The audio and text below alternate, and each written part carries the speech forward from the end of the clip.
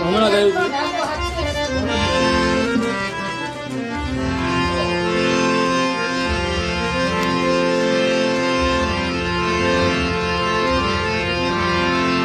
મસ્ત ગજન આપડા યાર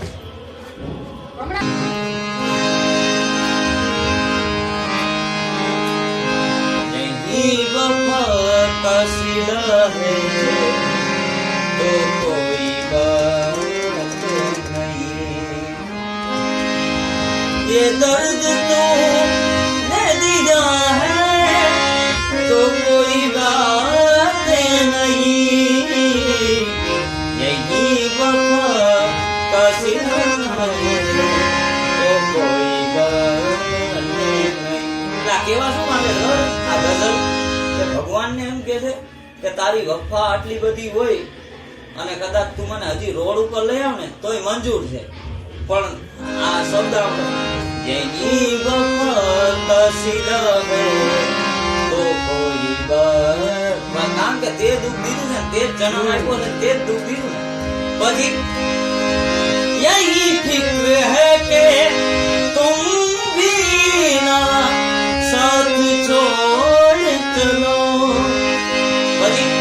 जहान छोड़ दिया है ये भला की दुनिया मुकी दी जहान छोड़ दिया है तो कोई बात नहीं यही वफा का सिला है तो कोई बात नहीं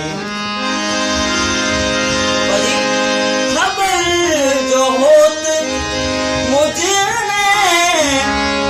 जो મને ખબર હોત તો હું દરિયામાં જાઉં છું ખબર જો હોત મુझने તો ડૂબાડી દે પોતે જ નાવડી મારી એટલે ઉડ્યું મને ખબર હોત ને કે આવું કોક છે તો હું પોતે જ ડૂબી જાત એટલે શબ્દ ખબર જો હોત મુझने ડૂબાડી દે નાવડી મારી કારણ અમારા ના અનુભવ છે તમારા પણ દગો દેશે યહી વફા કા તો કોઈ બાત નહીં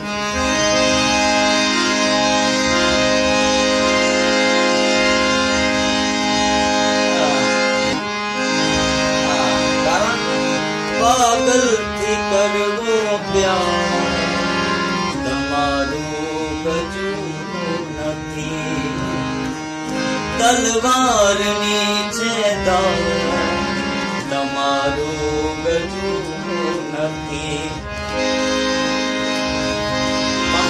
ભગવાન ને એક જ વસ્તુ કહું આ કોઈ પણ આ છેલ્લી પેલી મારી એક રચના જો તારો એવો દાવો છે પરમાત્મા એમ કહે ને મારો એવો દાવો છે હું બધાના પાપો ભરું છું જો તારો એવો દાવો છે કે હું પાપો ભરું છું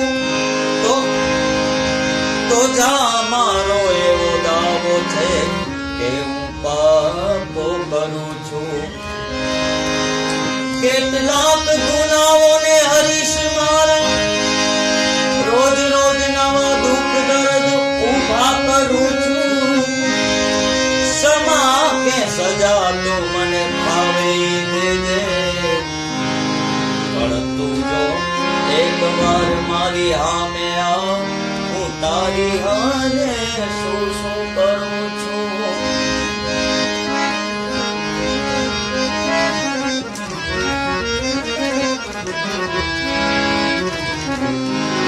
અને આ બધા એમ કે ને પ્રેમ પ્રેમ પ્રેમ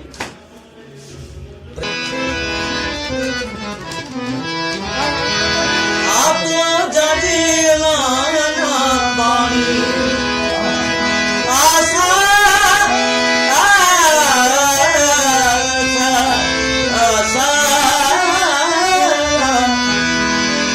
આશા જુઠી રે બધા પણ મોતીડા નહીં હંસલા હાલો ને હવે મોતીડા નહીં રે મળે આ પાછળ કઈક મર્મ છુપાયેલું જો. આમાં આ ભજન ક્યારે લખાણું ખબર સાહેબ?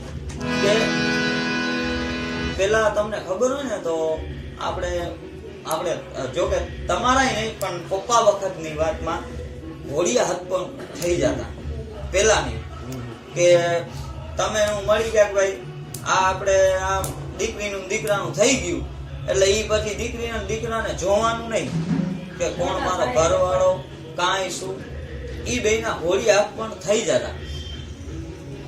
એટલે એક દીકરીના ઘોડિયા હાથ પણ થઈ ગયા. આ તમને આ ભજનની વાત કરું તો પછી તમને કહું કે આનો મર્મ શું છે. એટલે ઘોડિયા હાથ પણ થઈ ગયા એટલે દીકરી 20 વર્ષની થઈ ગઈ.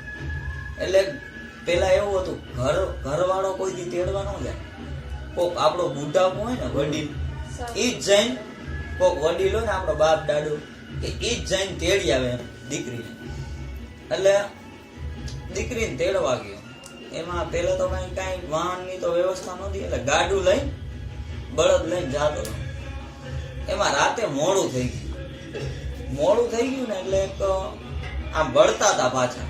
એટલે આમ આવતા હાંજ પડી ગઈ ને એટલે તમારા જેવો યુવાન માણસ છે ને ખેતરનું કામ કરતો હતો.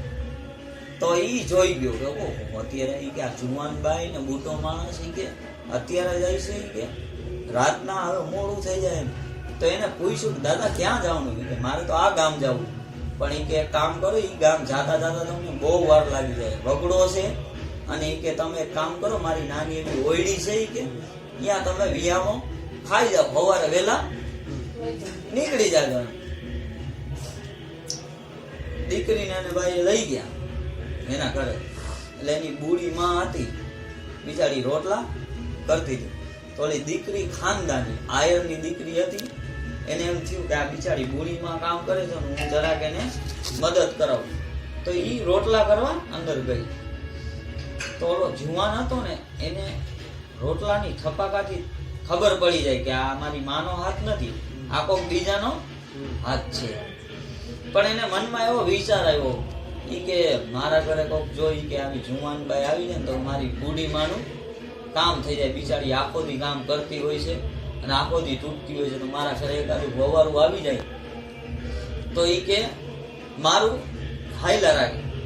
પછી એના મનમાં એવો વિચાર આવ્યો, જોજો વાતને આમ મગજમાં, ઈ કે એને એવો વિચાર આવ્યો ઈ કે મારેથી આવું ખરાબ ન વિચારાય કે આ રસ્તે જાતા માણસ છે, મારેથી આવું ખરાબ ન વિચાર.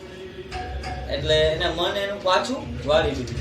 એનો વિચાર ઓલી દીકરીને આવ્યો જે રોટલા કરતી હતી.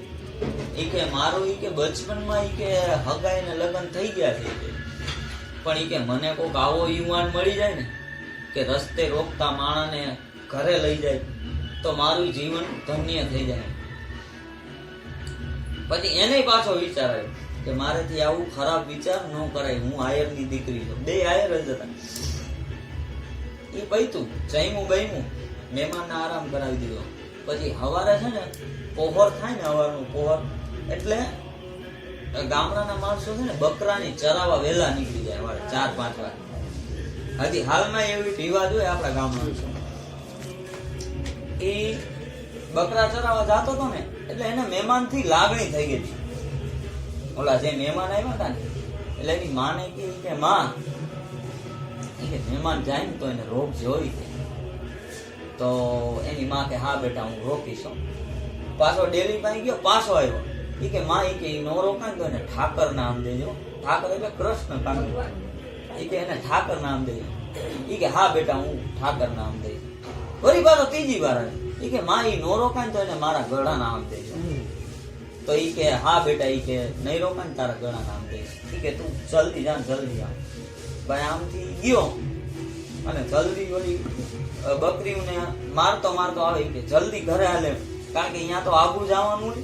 એટલે જલ્દી મારતો આવતો હતો ઘરે. જ્યાં એને ઘર પાસે આવ્યો ને ત્યાં ઈ સોની ડેલી અને સોની એની માં બેઠી હતી. માં ઈ કે મહેમાન? એ બેટા મહેમાન તો ભયા ગઈ, પણ માં કે કાં? ઈ કે તે હામ દીધા હતા? કે હા. ઠાકર નામ દીધા હતા? તો કે હા. ઈ કે મારા આમ દીધા હતા? તો કે હા. જ્યાં એને એમ કીધું કે હા તારા આમ દીધા હતા, ત્યાં અહીંથી કટાર કાઢી અને એકનો એક દીકરો હતો, અહીંયા છરી ખાઈ મરી ગયો. અને આખા ગામડામાં ઓહો મચી ગયો. ઓહો, એકનો એક જુવાન દીકરો હતો, એ મરી ગયો ડોહીમાનો. હવે એનું કોણ આમ ને તેમ. પણ અહીંયા પછી અહીંયા કઈ ખાપણ બાપણ તો મળે નહીં, બહાર લેવા જવાનું હોય. એટલે ઘોડા લઈ અને ગયા ભાઈ. ત્યાં તો એનું ઈ જ ઓલું બળદનું ઓલું હોય ને ગાડું મળ્યું રસ્તામાં. તો કે જલ્દી હાલો બાબા, જલ્દી હાલો. પણ કે ભાઈ આટલી બધી હું ઉતાવળ? ઈ કે ભાઈ બહુ થઈ ગયું. એક બુઢીમાનો દીકરો, એકને એક આશરો હતો, એકને એક દીકરો હતો, એ મરી ગયો. તો પણ કે કાં? ઈ કે ખાલી મહેમાન નો રોકાણા એમાં. ઈ ઓલી બાઈ સાંભળી ગઈ. કોણ? જે બાઈ હતી ને ઈ અંબોડામાંથી કટાર હતી ને, એ ખાઈને યા મરી ગઈ. બેય મરી ગયા.